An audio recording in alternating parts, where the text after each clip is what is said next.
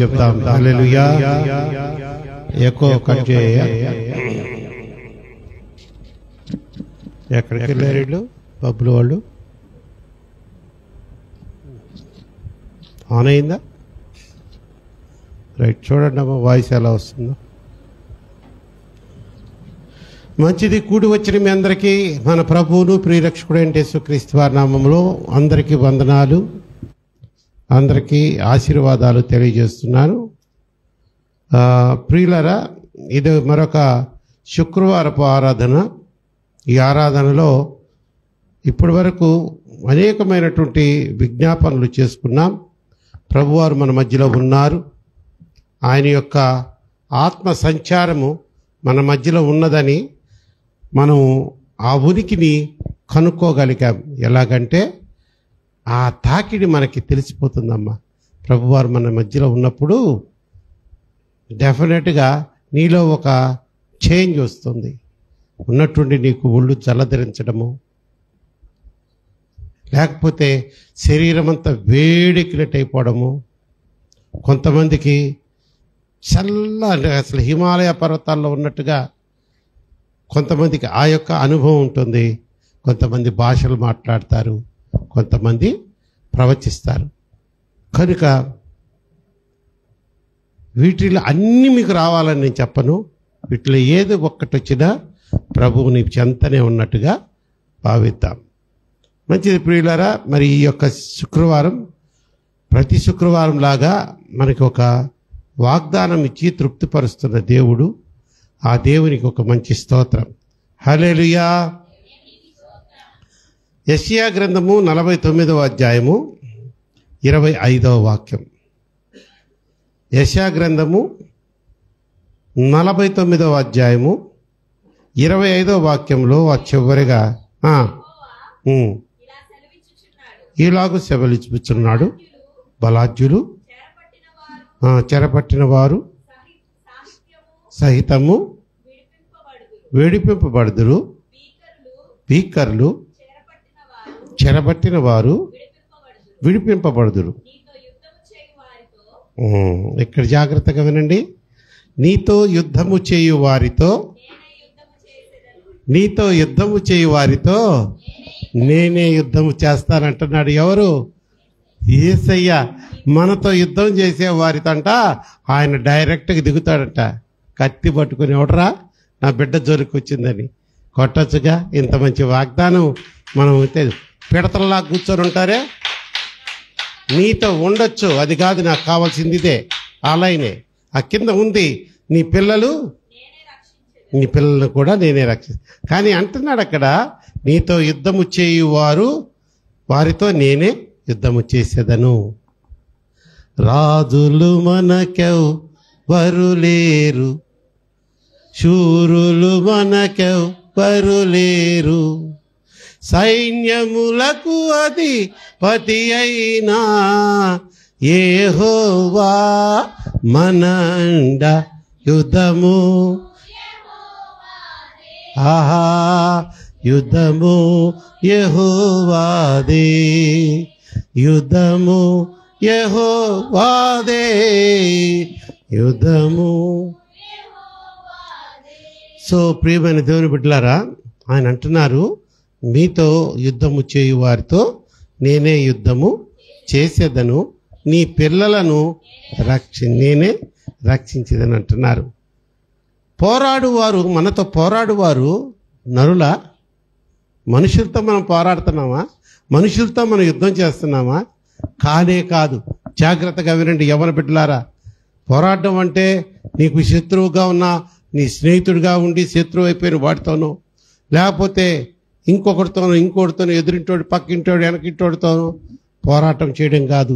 మనం పోరాడున్నది ఎవరితో అంటే ఆకాశ మండలమున ఉన్నటువంటి దురాత్మ శక్తులతో మనం పోరాడుతున్నాం. ఆ మాటలు మీకు అర్థమైతే స్తోత్రం చెప్పండి. గుడ్. నా దేవుడు నాకు తోడై ఉన్నాడన్న ధైర్యంతో మనం ఎప్పుడు ఉండాలంట. నా దేవుడు నాకు తోడై ఉన్నాడన్న ధైర్యంతో మనం ఎప్పుడు ఉంటే దేవుడే ఇక మన పోరాటాలన్నిటినీ మనం పోరాడకుండా ఆయనే పోరాడతాడు. ఇది అనాది కాలం నుంచి వచ్చి వస్తున్నటువంటి ఆశ్చర్యమైనటువంటి కార్యములు. యెహోషాపాతు మీదకి ఎంతమంది సైన్యం వచ్చారమ్మా? 10 లక్షల మంది సైన్యం వచ్చారు యుద్ధానికి. దాపుగా 4-5 దేశాలకు సంబంధించిన వాళ్ళు వచ్చారు, రాజులు. యెహోషాపాతు దగ్గర ఉన్న సైన్యం 5 లక్షలే. 5 లక్షలోడు పోయి 10 లక్షలోడితో తలపడగలడా? లేదే. ఓటమి ఖాయమైపోయింది. అప్పుడు ఆయన ఏం చేశాడంటే, ఏం చేయలా, ప్రజలందరినీ సమకూర్చాడు. ఉపవసించండి అన్నాడు, ప్రార్థన చేయండి అన్నాడు. ఈయన మాత్రం వెళ్ళిపోయాడు మందిరంలోకి.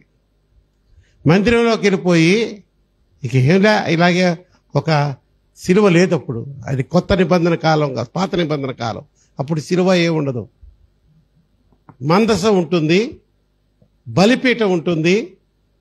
ఆ సంబంధించిన ఆ కాలంలో అది ఉంటుంది. కాబట్టి ఆయన రాజు కాబట్టి మందిరంలోకి వెళ్ళి నేను మోకరించి ఇక ఆ మందసం వైపే చూస్తూ, నాకు నువ్వే దిక్కు, మాకు నువ్వే దిక్కు, వారితో పోరాడే శక్తి బలం మాకు లేదయ్యా, అయ్యా బలహీనులం నాయన, కృప చూపించవాని వేడుకున్నాడట. వేడుకుంటే వెంటనే వాగ్దానం వచ్చింది.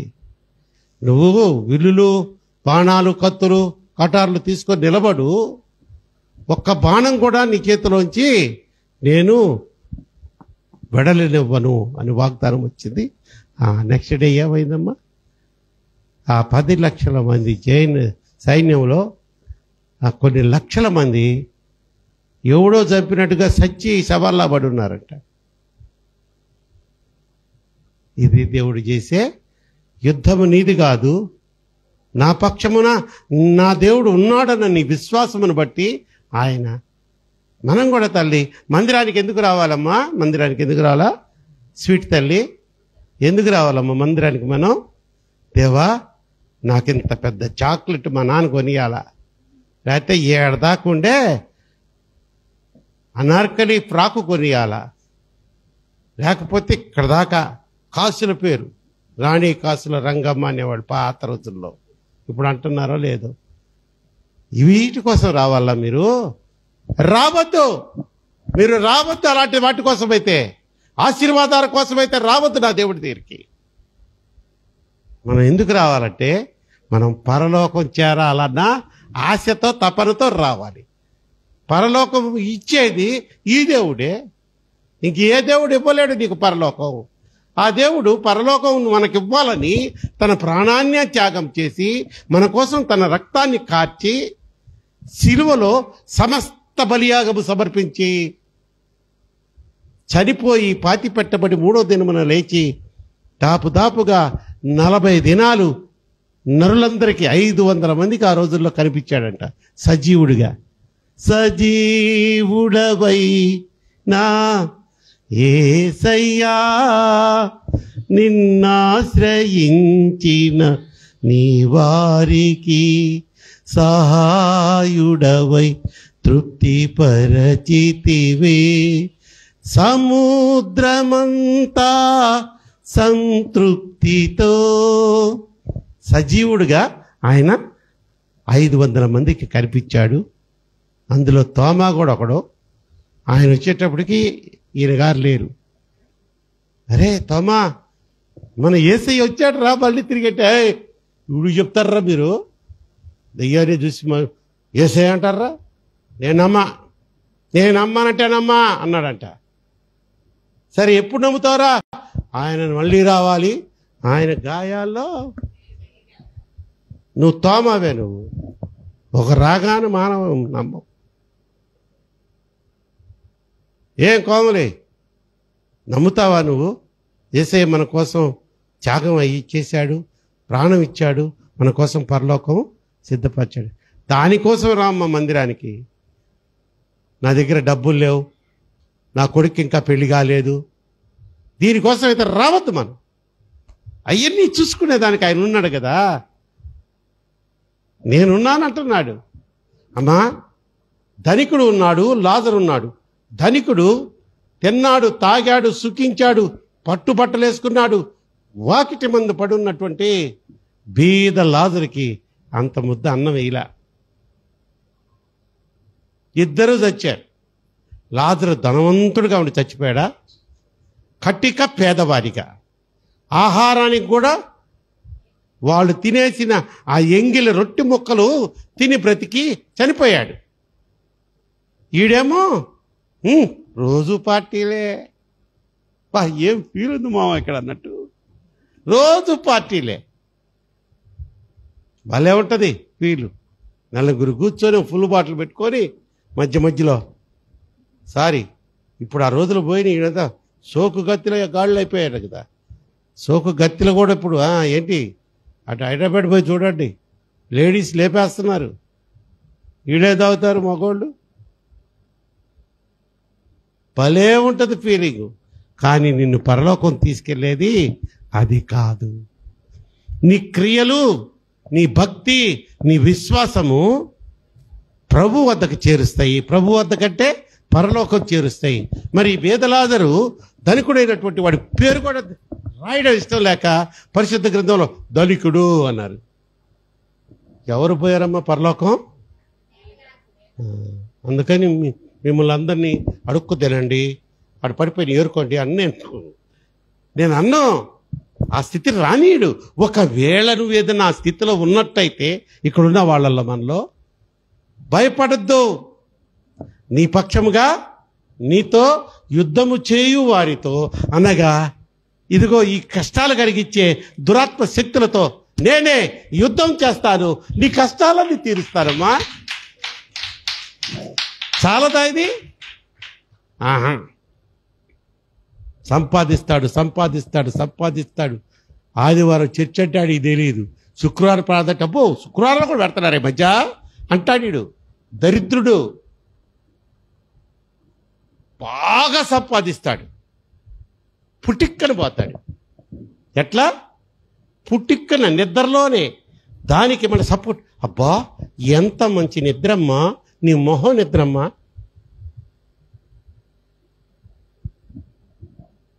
నిద్రలో చచ్చిపోతే అది మంచి మరణమా?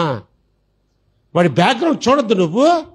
వాడు పరమ తాగుబోతూ 10 రూపాయలు వడ్డీలకి ఇస్తాడు, అమ్మాయిని చూస్తే వదిలిపెట్టడు, అప్పు ఎక్కువ వడ్డీలకి ఇస్తాడు, ఉచితంగా బీదలకు ఒక ముద్ద అన్నం పెట్టడు.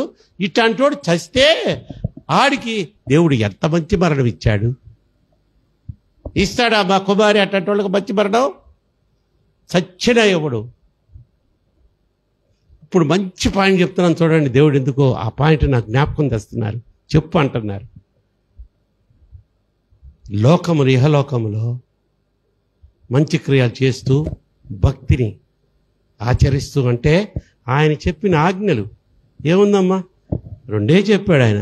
నన్ను నీ పూర్ణ మనసుతో, పూర్ణ ఆత్మతో, పూర్ణ బలముతో, పూర్ణ వివేకముతో ఆరాధించండి, పూర్ణ హృదయముతో ఆరాధించండి. అంటే దేవుణ్ణి అలా ఆయన తప్పి వేరొక వాళ్ళని ఆరాధిస్తే నా యేసయ్య ఒప్పుకోడు. ఆయనకు కొంచెం జలసి. నా బిడ్డ అంతే కదా, నీ బిడ్డ పోయి పక్కింటో ఆమెని అమ్మా అంటే నువ్వు ఒప్పుకుంటా? పీకుతావు 4 పీకుళ్ళు.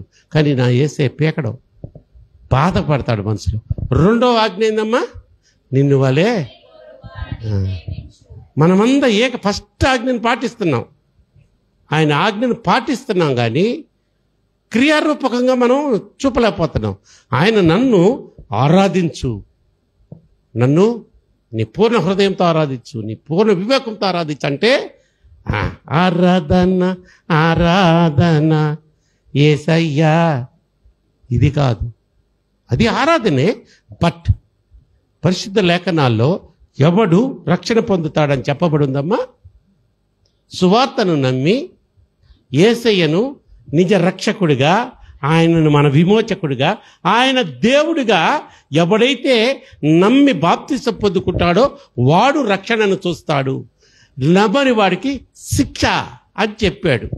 అది పాటించాలి. చర్చికేమో ఈ రక్షణ కోసం రాబాక, ఓ మూట బంగారం కట్టిస్తే పోయి నువ్వు కొడుకు కుడుకుదావు అనుకొని వస్తున్నావా? కోమలే, నువ్వు అట్లా కాదులే తల్లి, నువ్వు ఎదురుగా కనిపిస్తావు, నేను చెప్పేటప్పుడు శ్రద్ధగా ఇంటుంటావు, అందుకని కొంచెం అక్షతలు కూడా నీకే పడతాయి. ఇటువంటి లోకపు ఆశలతో ఎవడు రావద్దు చర్చికి. నా యేసయ్య కావాలి, ఆ యేసయ్య ఏర్పాటు చేసిన పరలోకం నేను పొందాలి. ఆ పరలోకం పొందాలంటే ఆ యేసయ్య చెప్పినట్లుగా నేను బాప్తిసం పొందాలి. బాప్తిసం లేనివాడు పరలోక రాజ్యంలోనికి ఎటువంటి పరిస్థితుల్లో చేరడు. ఎక్కడైనా విన్నారా ఇంతకుముందు, ఈ మందిరానికి రాకముందు నువ్వు ఇటువంటి సువార్త ఎప్పుడైనా విన్నావా? నువ్వు రా మందిరానికి, దేవుని మొక్కు, ఇక నీ ఆయన డిఆర్ఎం అయిపోతాడు, మోహం అవుతాడు. ఎందుకు అవుతాడు? దేవుని ఆరాధిస్తే క్లరికల్ క్యాటర్లో ఉన్నవాడు, సూపర్వైజర్ క్యాటర్లో ఉన్నవాడు డిఆర్ఎం అయిపోతాడా? ఫ్లరిషింగ్ బోధలు ఎక్కువైపోయినాయి, అభివృద్ధి పరిచే బోధలు.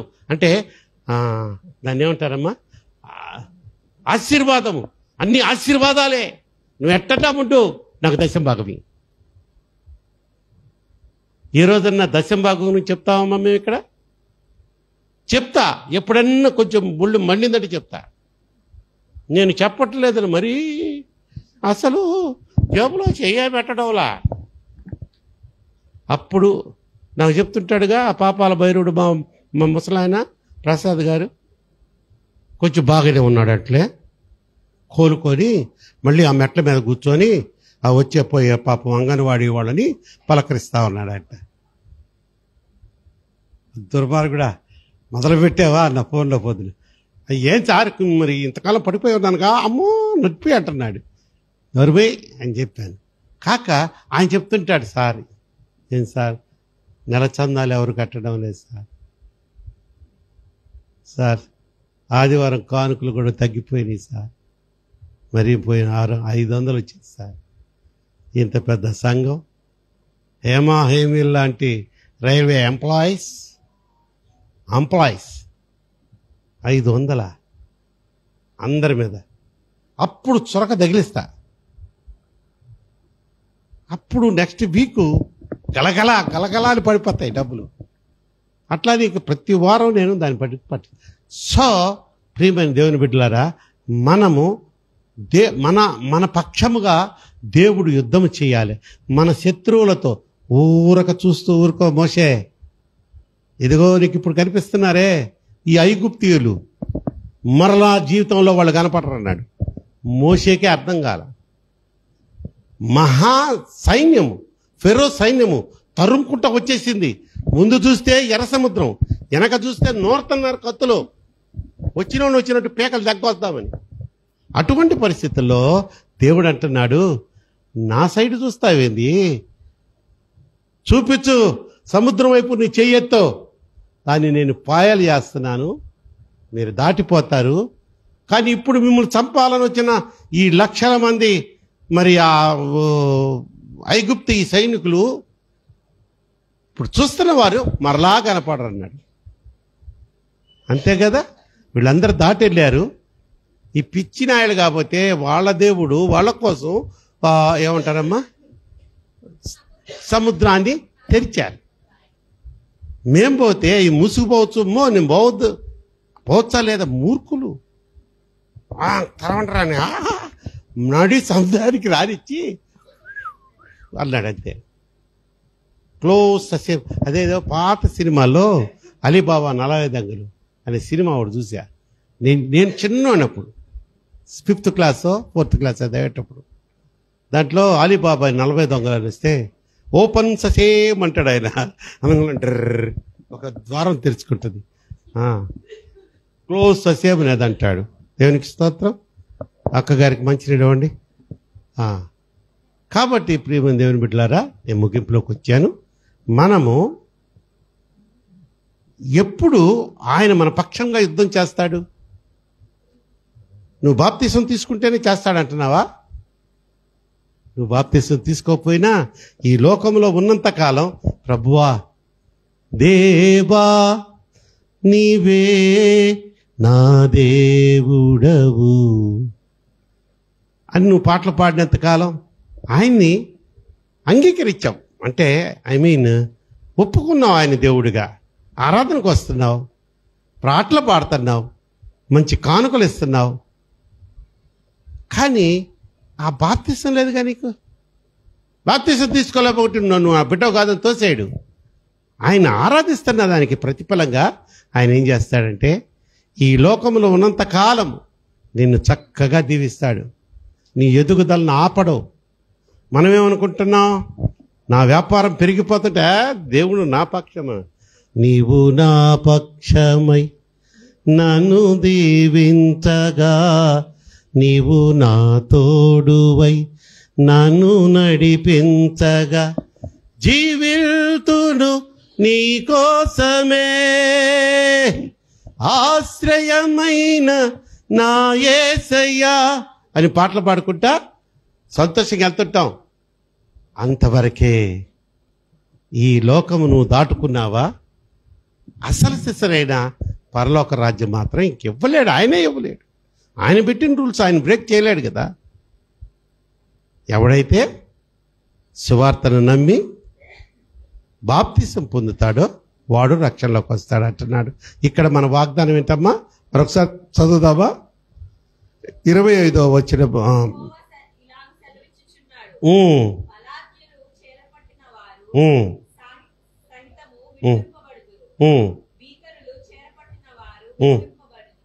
చాలు, ఇక్కడ చదువుదాం. నీతో అందరు చెప్దామా? నీతో యుద్ధము చేయు వారితో నేనే యుద్ధము చేసేదను. కొట్ట చప్పట్లు గట్టిగా. నేనే యుద్ధం చేస్తాను. నా మాట ఇంకా విని నా విధులు కూడా నువ్వు ఆచరిస్తే నీకు పరలోకం కూడా ఇస్తాను. ఇంకొక వాగ్దానం కూడా ఉంది. ఏంటది? అది సరే, నీ పిల్లల్ని నన్నే రక్షించిన నా దేవుడు నా పిల్లల్ని కూడా రక్షించడా? నీకు విరోధముగా రూపింపబడిన కథం అంతే. నీకు విరోధముగా రూపింపబడిన ఏ ఆయుధం వర్ధిల్లదంటున్నాడు. రోమాపత్రిక చివరికి చదువుకొని ప్రార్థన చేసుకుందాం. మీకు కొంచెం ఆకలిగా కూడా ఉండుండొచ్చు కదా. రోమాపత్రిక 12వ అధ్యాయము 19వ వచనాన్ని చదువుకొని ముగింపు ఇందులోకి వద్దాం. అబ్బాబ్బాబ్బాబ్బాబ్బా, దేవాస్తోత్రం. ప్రియులారా, మీకు మీరే పగ తీర్చుకోవద్దు. దేవుని ఉగ్రతకు చోటీరా. నేనున్నాను కదా. అమ్మా ఏంటది? పగ తీర్చుట నా పని, అది నా వంతు నాయన. నీకెందుకురా? ఎవరన్నా నిన్ను కొట్టారు, తిట్టారు, వాడిని కాపు కాసి కత్తితో పొడిచావనుకో, నెక్స్ట్ మూమెంట్లో ఎక్కడుంటావు? పింకి తల్లి, నువ్వు జైల్లో ఉంటావు. జైల్లో ఉంటావే నువ్వు. స్త్రీల జైలు సపరేట్గా ఉంది. అక్కడేసి కుమ్మతుంటారు, వేసి లాఠీలు తిప్పి కొడతారు. నీకెందుకురా ఆ పగ తీర్చుకోవడము? ఎంత పగ తీర్చుట నా పని, నీకు నువ్వే పగ తీర్చుకోవద్దు. అందుకని అన్నాడు, నీ శత్రువుని ప్రేమించరా, నీ శత్రువుల కోసం ప్రార్థన చెయ్యి. కానీ అంటున్నాడు, ప్రార్థన చెయ్యి, ప్రభువా వాడిని వదిలేయి, వాడిని క్షమించు, బట్ వాడిని నాకు అప్పగించంటున్నాడు. అంటే దాని అర్థం ఏంటంటే నీ శత్రువుని నువ్వు దేవుడికి అప్పచెప్పాలా. ఎలా అప్పచెప్తావు? పట్టుకొని వెళ్ళి ప్రభువా నీ అర్పితం అంటావా? నీ ప్రార్థన ద్వారా, నా ప్రార్థన ద్వారా నా శత్రువులను నేనేం చేయాలా? దేవుడికి అప్పచెప్పాలి. అయ్యా వీడు ఎగిరెగిరి పడుతున్నాడు, కొంచెం చూసుకొని ఆయన అంటే, నువ్వు పడుకొని ఆయన అంటాడు ఆయన. అంతే దేవుడు. ఎస్, ఎన్ని కార్యాలమ్మా మన మందిరంలో మా పక్షాన. ఒంటి కాలు మీద వచ్చేసేవాళ్ళు ఒకప్పుడు. మళ్ళీ ఆ ఒంటి కాలు మీద వచ్చినోడిని ఒక గుద్దు గుద్దితే నేను అవతలోడు సావడం, నేను జైలు పోవడం. కానీ నా దేవుడిచ్చిన సహనం, నా దేవుడిచ్చిన వివేచన, ఆ ఓర్పును బట్టి నేను చేసేవాడినమ్మా. ఆ తల్లి సంఘం అక్కడ ఉండేవాళ్ళం. ఇప్పుడు అది అంతా ఖాళీ ప్లేస్. ఇది అక్కడ లోపల సిలువ ఉండేది. ఇంతే, సిలువను చూస్తా నాలో నేనే కొనుక్కుంటా ఉండేవాడిని. ఏంటయ్యా వీళ్ళు ఇట్లా చెలరేగిపోతున్నారు. నాకు తెలియకుండా 2 కళ్ళల్లో నీళ్లు కారిపోతా ఉండేవి. అసహనము, కానీ ఏమి చేయలేని పరిస్థితి. ఏమైనా చేయగలడు, కథ మొత్తం మార్చగలడు, తన నామముకే మహిమంతా తెచ్చుకుంటాడు. యేసయ్యా యేసయ్యా, నీకే నీకే సాధ్యము. యేసయ్యా యేసయ్యా, నీకే నీకే సాధ్యము. చూడండి తల్లి, అటువంటి పరీక్షలు స్వానుభవంతో అనుభవించి మాకు విజయాన్ని ఇచ్చిన దేవుడిని మేము నమ్మాం, రుచి చూసాం కనుక మీ ముందు ఈ రకంగా నేను సాక్ష్యం చెప్పగలుగుతున్నాను. వెండి స్పూన్తో పొట్ల తారాప్రకాష్ ఎన్నో డక్కాలు, ముక్కాలు, రాళ్ళు దెబ్బలు, బండలు, మళ్ళీ పూలమాలలు కూడా ఇచ్చేవాళ్ళు. అప్పుడప్పుడు పూలమాల ఇషో తెస్తాడు, వెనక నుంచి కచక్కన ముడుతాడు, ఎండిపోటుదారులు. ఎస్, అన్నిటికీ తట్టుకొని నిలబడ్డాం. ఎప్పుడు మా అంతటా మేము ప్రగ తీర్చుకోలేదు, దేవునికి అప్పచెప్పేవాడిని. ఈరోజు కూడా ఇందిరాంటికి నేను అదే చెప్తా, ఏం నువ్వు అలా అరుస్తున్నావు? ఒక్కోసారి సహనం కోల్పోద్దు పాప. వద్దు, దేవుడు ఏమని చెప్పాడు? శత్రువుని ప్రేమించమన్నాడుగా. లేదండి, వాడు ఏం చేస్తాడో మీకు తెలుసులే. నీకంటే ఒకప్పుడు రౌద్రంగా ఉండేవాడిని, మరి ఇది ఎక్కడొచ్చిందో నాకు అర్థం కావట్లా. ఆయన దగ్గర నుంచే వచ్చింది. మన పక్షాన పోరాడే తండ్రి ఎలా ఉంటాడంటే, కోడి పిల్లల మీదకి గద్ద వస్తే తీసుకొని నచ్చిన పిల్లని ఎత్తుకొని పోయిన గమ్మని చూస్తూ ఉంటుంది. పెట్ట ఎగిరిగిరి అంతెత్తి ఎగరలేదు, కానమ్మా దగ్గరకు వచ్చిందంటే మాత్రం ఎగిరిగిరి తంతుంటుంది, మామూలుగా కాదు. ఒకవేళ ఆ పోరాటంలో గద్ద దీన్ని చంపేసిన పర్ల తల్లిని. మన యేసయ్య మనని అలా కాచుకుంటూ మన కోసం యుద్ధం చేస్తూ ఉంటాడు. పాము వచ్చిందనుకో పిల్లలు తినేదానికి, పాముతో పోరాడుద్దమ్మా తల్లి, కోడి పిల్లల తల్లి. అంతెందుకు, అడవిలో జింక పిల్లలు ఉంటాయి కదా.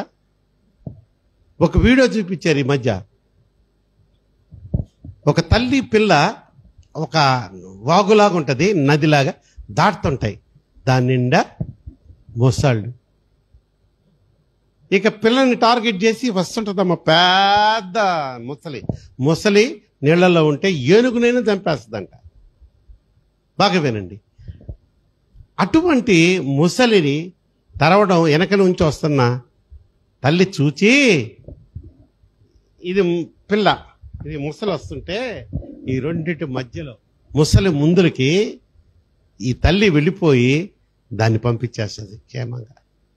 ఆ తర్వాత ఏమైందో, ఈ తల్లి కూడా తప్పించుకుందో లేకపోతే ఆ ముసలికి బలైపోయిందో తెలియదు. ఎస్, ఏదైనా కీడు నీ మీదకి రాబోతుంటే ప్రార్థన చేయాలమ్మా. మనం మందిరానికి వచ్చి ప్రార్థన చేస్తే ఇంకా ఫలితం ఉంటుంది కోమలి. ఇంట్లో ప్రార్థన కంటే నీకు కొంచెం డిస్టర్బెన్స్ ఎక్కువ కదా.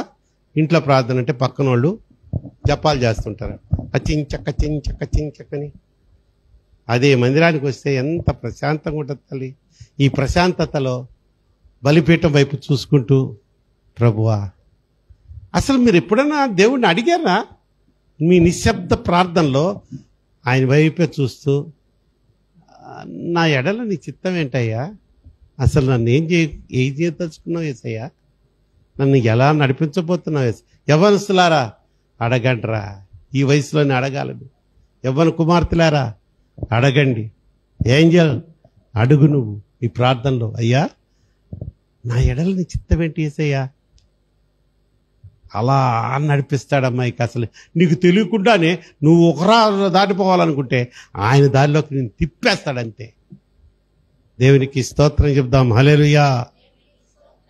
యెషయా గ్రంథము 49వ అధ్యాయము 25వ వాక్యములో ఆ యొక్క వాగ్దానపు మాటను నేను చదువుతాను. నా ఎమ్మడే మీరు పలికి వెంటనే మనం ప్రార్థన చేసుకుందాం. అందరు రెడీగా ఉన్నారా? ఎస్. నీతో యుద్ధము చేయు వారితో నేనే యుద్ధము చేసేదను. ఆమేన్. కృపా సత్య సంపూర్ణుడా, కృపగల దేవ, జీవము గల తండ్రి, జీవాధిపతివైన మా ప్రభువా, ప్రార్థన చేసి ఈ యొక్క శుక్రవారపు ఆరాధన ప్రారంభించాం. మీ అధ్యక్షతకు ఈ ఆరాధన అప్పచెప్పాం. దీనులైన నీ బిడ్డలు నిజంగానే నిస్వార్థంగా వచ్చారయ్యా, వస్తున్నారు. ప్రతి శుక్రవారం చక్కగా పాటల ద్వారా నిన్ను మహింపరుస్తున్నారు, విజ్ఞాపన ప్రార్థనలు చేస్తున్నారు.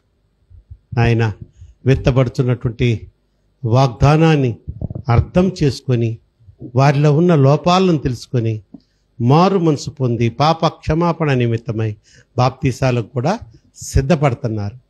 ఇది బలవంతపు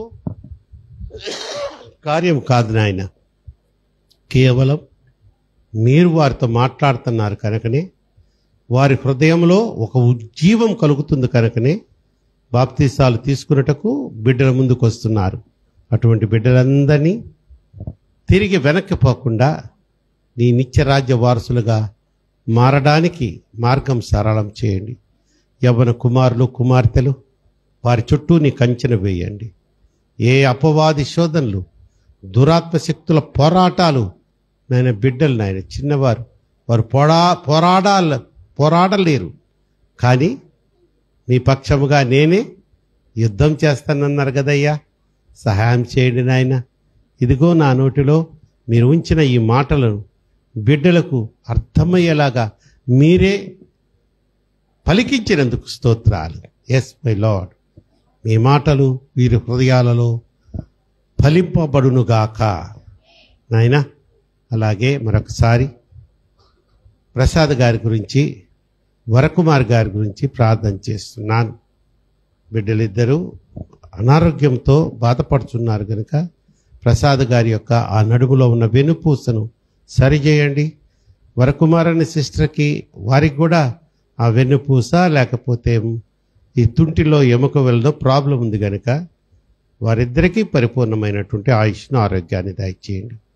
ఇదిగో నా ప్రభువా, ఈ సమయంలో సుకన్యను నా తండ్రి, ఏంజల్ని, విక్కీని నా తండ్రి మరి నూతనంగా ఈ మందిరానికి అలవాటు చేస్తున్నారు. స్తోత్రాలు. ఈ మందిరానికి వచ్చినందుకు వారు ఫ్యూచర్లో సాక్ష్యం చెప్పాలి నాయన. ఊరికినే రావడము, పోవడము, వినడము కాదు, కానీ ఈ మీ మాటల వలన వారిలో ఒక పరివర్తన రావాలి. ఆ కుటుంబం అంతా నీటి బాప్తిసం తీసుకొని రక్షణ మార్గంలోకి నడిపించబడాలి. ఇదే నా ఆశ, ఇదే మీ ఆశ కూడా. నా తండ్రి, లోకాశలను, నేత్రాశలను, జీవపు డంబాలను వదిలివేసే కృపలో వారిని భద్రపరచండి.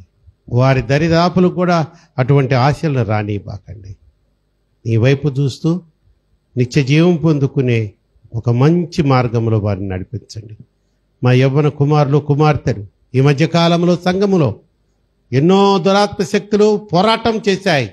బిడ్డల్ని నా తండ్రి లొంగ తీసుకొని చెడు మార్గంలో, పాపపు మార్గంలో నడిపించాయి. గడిచిన వారం నా తండ్రి మీరు ప్రవచనాత్మకమైన వాగ్దానం నాకు ఇచ్చినందుకు స్తోత్రాలు. ఇక ఈ సంఘంలో ఏ శోధన ఎవ్వరికీ ఉండదు. ఆ దురాత్మ శక్తులని నేను పారత్రోలానని మీరు చెప్పారు నా తండ్రి, స్తోత్రం. ఆ శోధనను పడుతున్నప్పుడు ఎంత భయపడ్డావో నేను చూచాను, నీ కన్నీరు చూచాను. ఈ సంఘమునకు నూతన విశ్వాసుల్ని నడిపింపబోతున్నాను. ఎస్, ఇది మీ వాగ్దానమే నాయన. ప్రవచనాత్మకంగా మీరు ఇచ్చిన వాగ్దానమే. వాగ్దాన ఫలముగా ఒక కుటుంబాన్నే మేము పొందుకున్నాం. వీరే కాదు నాయన, అనేక మంది వచ్చి ఇక్కడ రక్షణ పొందాలి, పరలోక రాజ్యంలో వారసత్వం పొందుకోవాలి. ఇదే నా కోరిక. అందు నిమిత్తము నూతనమైన విశ్వాసులను నడిపించమని కోరుకుంటూ, ఇదిగో క్షేమంగా వచ్చాం, సురక్షితంగా మా గృహాలు చేర్చండి. ఆదివారపు ఆరాధన నాయన, నవంబర్ మాసంలోని మొదటి పునరుద్ధాన దినపు ఆరాధన కనుక, బల్ల ఆరాధన ఉంటుంది కనుక మీరే సమస్తము మీ స్వాధీనంలో ఉంచుకొని మరి మహిమకరంగా జరిగించమని కోరుకుంటూ, మా సమస్త పాపములు క్షమించి సకల దీవులతో నింపి నేటి దినాశీర్వాదములతో మమ్మల్ని నింపమని యేసునామములో ఈ ప్రార్థన మీకు సమర్పించి బ్రతిమలాడి వేడుకుంటున్నాను నా పరమ తండ్రి. పరలోకమందున మా తండ్రి, నీ నామం పరిశుద్ధపరచును కాక, నీ రాజ్యం వచ్చును గాక, నీ చిత్తం పరలోకమందు నెరవేర్చున్నట్లు మా ఇళ్ళ అపరాధం చేసిన వారిని మేము క్షమించిన ప్రకారం మా అపరాధం క్షమించు. శోధనలోకి తేకా దుష్టుని తప్పించు. రాజ్యము, శక్తి, మహిమ నిరంతరము నీవే అయినాము పరమ తండ్రి. ఆమేన్. మన పరమ తండ్రి అయినటువంటి దేవుని ప్రేమయు, మన ప్రభువును ప్రియరక్షకుడైన యేసుక్రీస్తు వారి కృపయు, పరిశుద్ధాత్మ దేవుని అన్యోన్య సహవాసము ఇదిగో ఈ ఆరాధనకు ప్రత్యక్షంగా పాలు పంచుకున్న ప్రతి బిడ్డకును, రాలేకపోయినా రైల్వే క్రిస్టియన్ సమాజంలోని కుటుంబీకులకును, సకల పరిశుద్ధులకును సదాకాలము తోడై ఉండునుగాక. ఆమేన్. ఆమేన్. అందరికి వందనాలు. కానుకలు సేకరించబడతాయి. మీరు దయచేసి